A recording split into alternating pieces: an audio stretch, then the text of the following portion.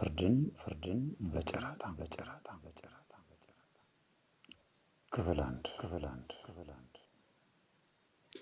በ2015 ጠቅለል ባለ መልኩ ከፍተኛ ኢሰብአዊ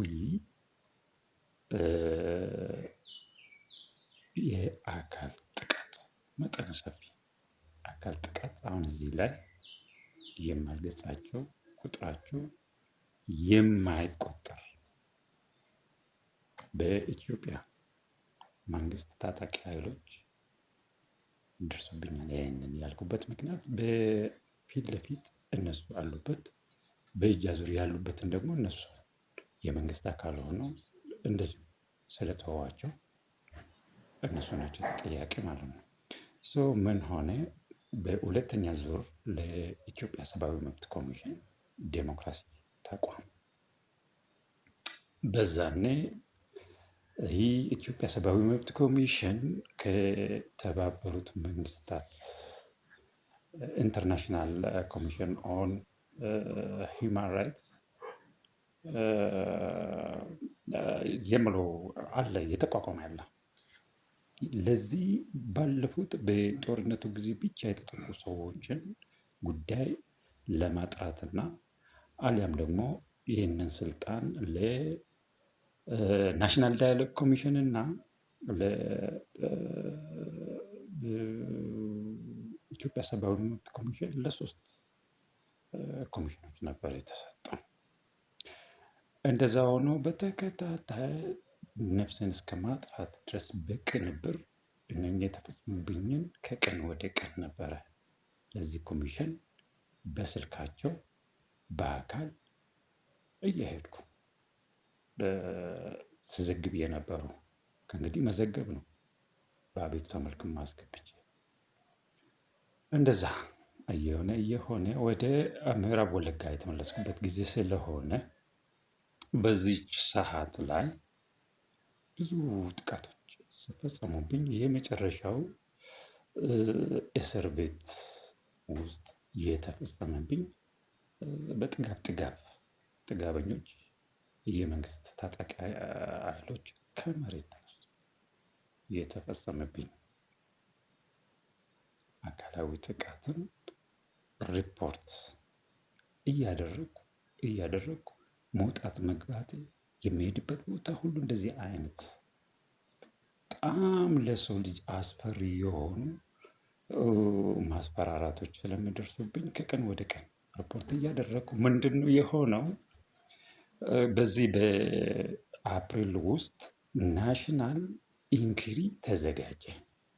በኢትዮጵያ ዲፕሎማቶች ነበረ ኢንኩሪው የሚካሄደው፣ በእነሱ ፊት ለፊት ነበረ። በዳይሬክት ቪዲዮ ቀረጻ አለ። ያ የተፈጸመበት ጉዳይ ሁሉ በግልጽ ነበረ እዛ ላይ ከሬኮርድ ተደርጎ ዘንድ ወደ ትክክለኛ የፍትህ ስርዓቱ የሚሄደው ማለት ነው። ናሽናል ኢንኩሪ ማለት እንደ ኢትዮጵያ ነው። ከየትኛውም ክልል ነበረ። እኔን አጩኝና ፕሪ ስክሪኒንግ የሚባል ነበር። አጠር አድርጌ ነው የምናገረው። ስክሪኒንግ የምትባል ስቴጅ ነበረች። ለዛ ነበረ ለኢትዮጵያ ሰብአዊ መብት ኮሚሽን ኦሮሚያ ቅርንጫፍ ጽሕፈት ቤት ጅማ ላይ ወዳለው ነበረ የተጠራው። ዕለት መቼ እንደሆነ ታውቃላችሁ? ሚያዝያ 3 2015 ላይ ነበረ ወደ ጅማ መጨረሻ ከሰዓት ነበረ። እንደዚህም ምንድን ነበረ ከዛ የደወሉልኝ የኮሚሽኑ ጽሕፈት ቤት መርማሪዎች በቃ ኦልሞስት ኢግኖር ካደረጉት በኋላ ነበረ የተደወለልኝ። ምክንያቱም ኢንተርፌራንሱ እሱ እኮ አይፈልግም፣ እሱ እኮ እንደዚህ ነው የሚሉ በሐሰት ተሰሚነት ያላቸውን አጭበርባሪ ያንን ጉዳይ ያስፈጸሙብኝ የፍትህ ተቋማት ስል ከፖሊስ መምሪያ እስከ ፖሊስ ኮሚሽን እስከ አቃቢ ሕግና ፍርድ ቤት ድረስ ነበረ ሲደረግብኝ የነበረው። በስልክ ነበረ። እንደዛ ሲባል ኢንተርፌራንሶች ነበሩ። እንደምንም ብሎ ጥንካሬያቸውን ልጆቹን በጣም ማመስገን ነው የምፈልገው። በአንድ በኩል ተደወልልኝ ከሰዓት ነበረ፣ ማክሰኞ ቀኑን ማየት ትችላላችሁ። የተነሳሁት ተስፋዬን ከቆረጥኩ በኋላ ከሰዓት መኪና የምትያዝበት ጉልሶ ከተማ መለያ የምትባል ቦታ አለች፣ መናሪያ ፊት ለፊት እዛ ጋር ወጣን። ለመውጣት ነው ከእንግዲህ ከቻልኩ እስከ ነቀምት ለመሄድ ነው። ከሰዓት ሲባል ወደ 8 ሰዓት 9 ሰዓት ይሆናል።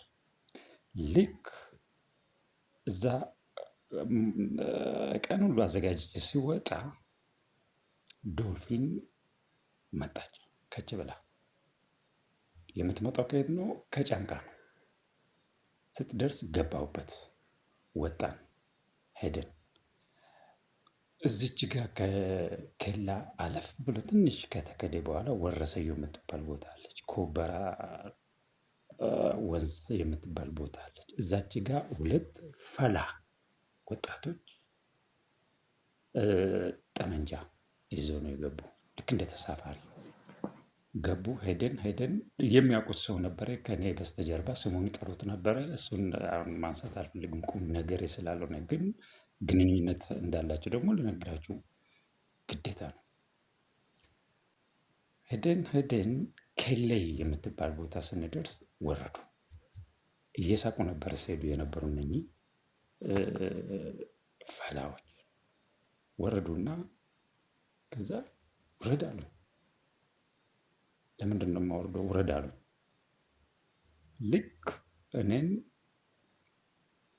ሊያወርዱኝ ሲጎትቱኝ በጭራሽ አልወርድም ሲል አፈሙዙን ወደ ላይ ነው የደቀኑት። ይታያቸው። በታችኛው በኩል በጣም ግዙፍ የሆኑ ትላልቅ መከላከያ ሰራዊት በሰልፍ ወደ ላይ እየወጡ ነው ያሉ። ከታች ማለት ነው አለፍ ብሌናቸው ነው የመጣው። ሊደርሱ አካባቢ ነው። እነሱ እዚች ጋር ደቅነውብኛል። ማድረግ አለብኝ። ሰዎቹ ተሳፋሪዎቹ ቁጭ ብሎ እያያችሁ እየተመለከቷቸው ነው። መጨረሻ ላይ አልወርድም አልኩ። የሚያደርጉትን ስላጡ በጥፊ ነው የመጡ።